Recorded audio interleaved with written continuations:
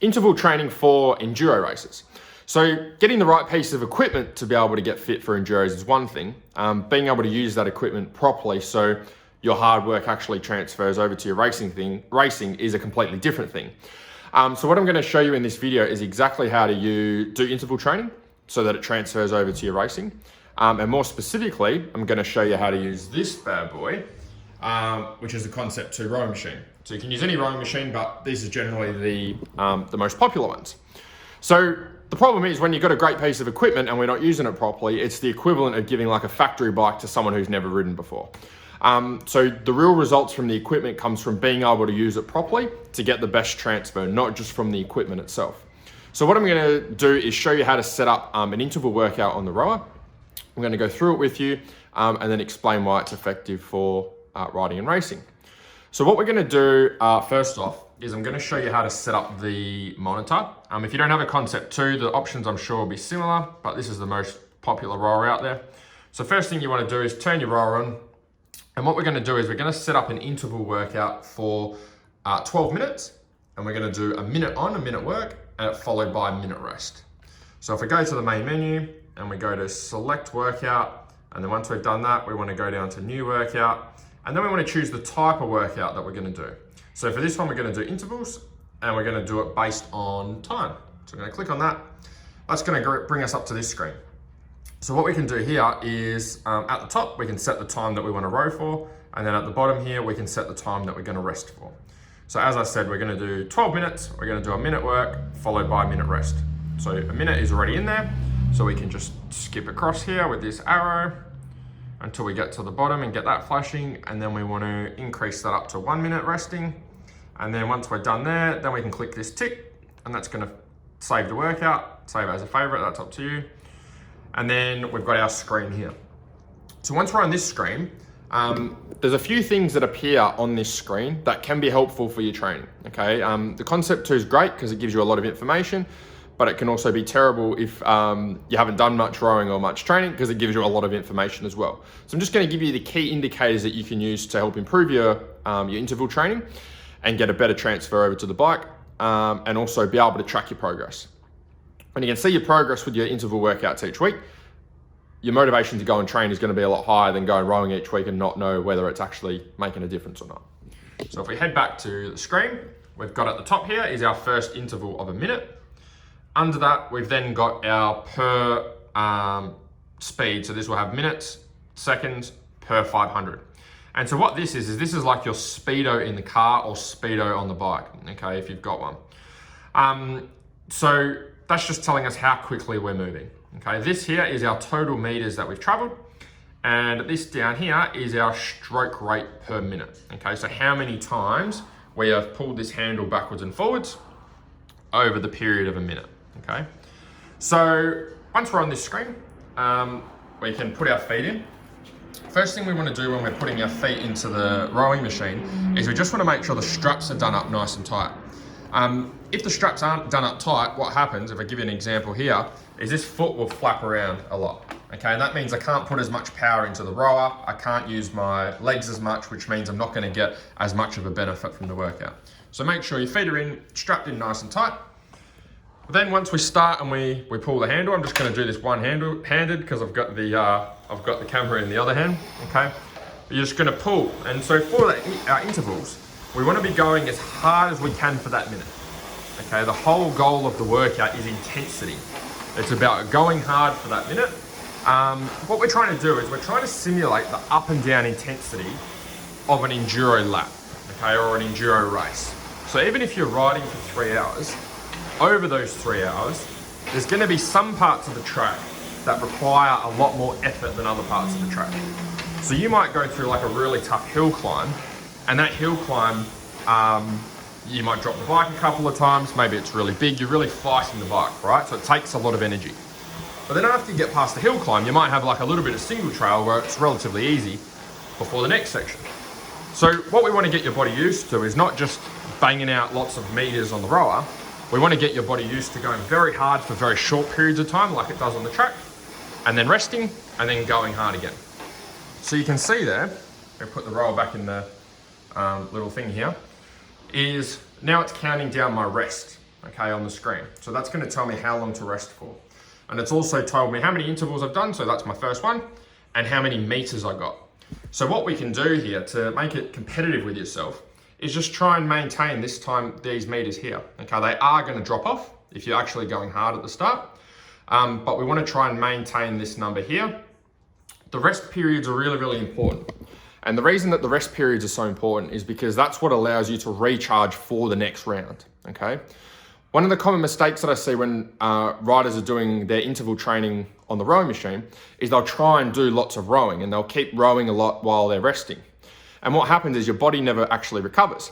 So because it doesn't recover well during the rest periods, when you get to the next interval, you can't go as hard. So you lose the benefit of the intervals because you're not going into the rounds fresh and able to push hard, you're going into them very fatigued and not able to push as hard. And that's what we're working on with this type of workout. We're not working on trying to, row heaps. We're trying to work on intensity and going hard and replicating those really tough sections of the track. If we go back to the screen over here, the other thing that you can do, so obviously for this workout, you'd be doing, 6 rounds, a minute on, a minute off, and trying to work on those meters. In terms of the stroke rate that you should be holding, it's going to be different. So depending on your technique on the rower and how tall you are and how much you weigh and how strong you are, that's going to determine what happens with the stroke rate. A faster or higher stroke rate doesn't mean you're working harder than someone who has a lower stroke rate, okay? Because the person with the lower stroke rate might be pulling the handle a lot harder than you are. If we have a look at, where should we go first? First of all, I'll show you how you can track your workouts on here. So this might just take a little bit of time to load, so bear with me, I'll talk as we're going through. So if you want to see what times you actually held for the intervals, and so you can save them or take a photo of them and work on them for your next workout, is you can actually go back and have a look at what you've done.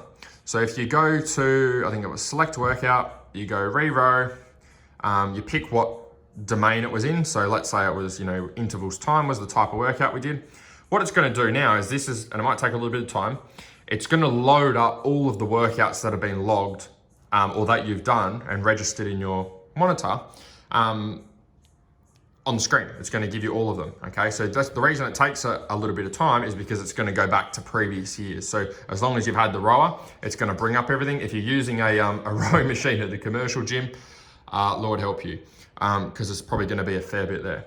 So once this is loaded up and it's given us all of the different workouts, we can then go back and click on that exact workout that we did last time. And we can either redo that workout so we don't have to keep punching it in the computer, or we can have a look at what times we got for that particular workout. So if we have a look here as an example, there was a workout I did here where I did 3 rounds, 5 minutes off, a minute on. Okay, so let's say I wanted to have a look at that. We go list workouts. Once we've done that, again, it's going to load up all of the times that I've done that specific workout. I can either click re-row if I just want to do that same workout again, or I can click this magnifying glass. I'll just get the camera to focus a bit more. There we go. And that's going to give me the times that I got for that specific workout at that specific time, depending on what I was working on. So as you can see here, it gives me all of the times, so the 5-minute rounds, how many meters I got, or the pace that I was holding, and the stroke rate as well. So you can use that as a bit of a gauge to, as a little bit of motivation. If you can make it more competitive for yourself when you go and train, it tends to be a bit more fun. It's like going racing compared to just going riding on your own.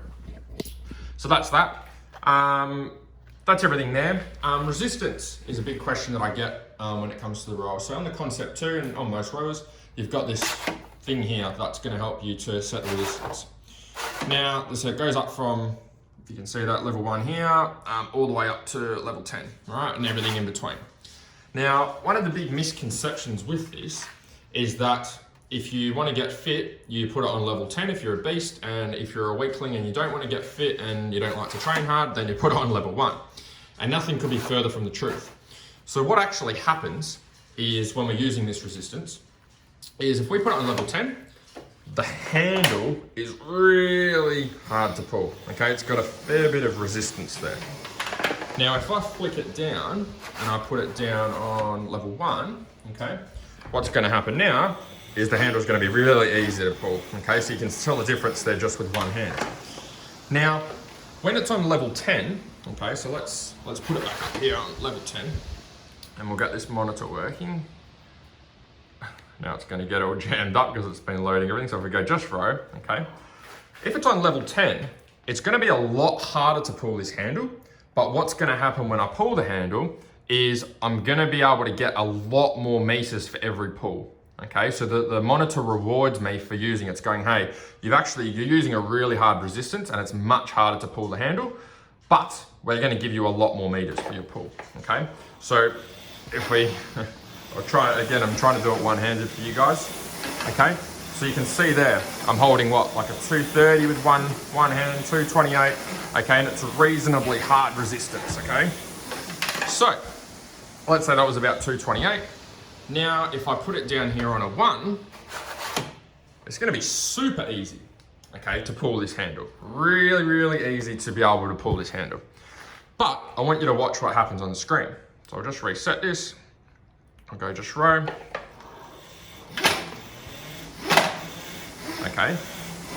Now notice, I'm actually moving quite quick with my hand. You can see that stroke rate in the bottom corner has gone right up because I'm having to move so quick. But notice the speed, okay? Notice this number here. Notice this number here isn't actually anywhere near as low. So what that means, that's my speedo. That means I'm not moving anywhere near as quick in the boat, okay, on the rower as what I was before. So the handle might be easier, but I'm actually not getting as many meters on the rower. The rower screen is not rewarding me for using this lighter setting. So that probably leaves another question in your mind. Okay, which one is the perfect setting?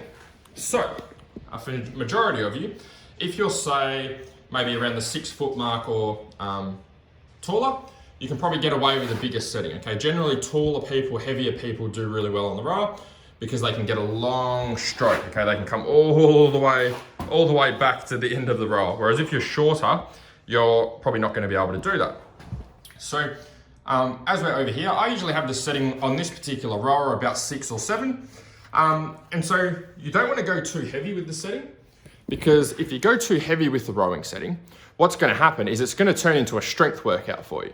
You're not going to be able to pull the handle and move quickly enough to actually get your heart rate up, because you're just going to be muscling the handle the whole time.